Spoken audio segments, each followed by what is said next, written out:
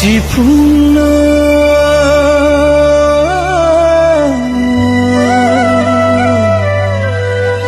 बेसेगद बेसेरै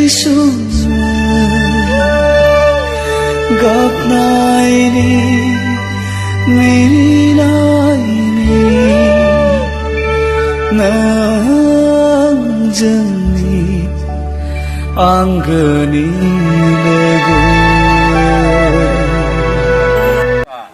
आं बेखौनो फोरमायनो सानदों, फुराना मोनाबिलि आरो दानि गोदान मोनाबिलि।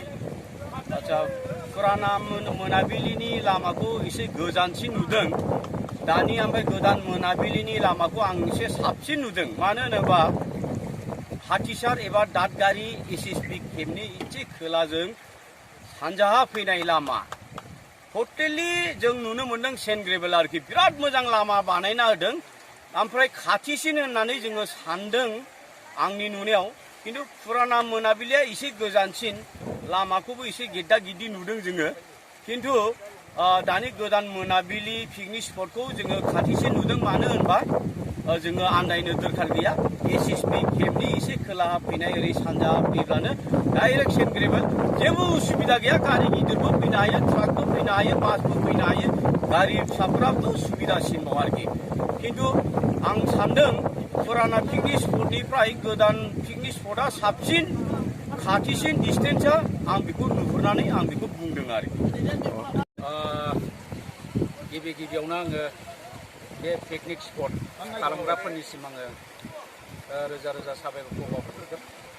नाथाय दुखुनांथाव बाथ्रा बेनोल', आं फैनानै खोब गोजोननाय मोनदों। बार खोलो खोलो आरो दै सेर, खैरो बागान। दिनै जोंनि रायजो राजाया आरो बे कमिटिया बे दंफां लाइफांखौ इयुन जेनेरेशना जाहाथे मोनहैथों, बिसिम बिथांमोनहा माने प्रटेक्सन खालामनानै दोननो हायोब्ला आं खोब गोजोननाय मोनगोन। आरो जोबोद जोंनि रायजो राजा एबा बे ओनसोलनि थाखाय माने गोबांथार माने उन्नतिया जानानै थागोन आरो फिउचाराव जोङो दिन्थिलांनो हागोन। दा नुनायावथ' खोब मोजांनि बाथ्रा। दिनै बे दिदोमै जुदि गोबाव सम कमिटिया सोलिलांनो हायोब्ला नैबे जोंनि भारत भुटान जिहेतु ओनसोलनि जि सिनारि, बे सिनारिया खोब जोंनि थाखाय गोजोनथावना आरो बे स्पटआबो गोजोनथावना। दिनै जोङो बिराद, आङो दिनै गोजोननाय मोनदों आरो आंजों लोगोसे हयथ' गुबुन गुबुन फैनाय मानसिफ्राबो गोजोनलांगोन। दिनै बेखौ जोङो प्रटेक्सन खालामलांनो हायोब्ला जाहाथे जोंनि बे दादगारि ओनसोलनि जिहेतु कमिटि, बे कमिटिया जाहाथे बेखौ प्रटेक्सन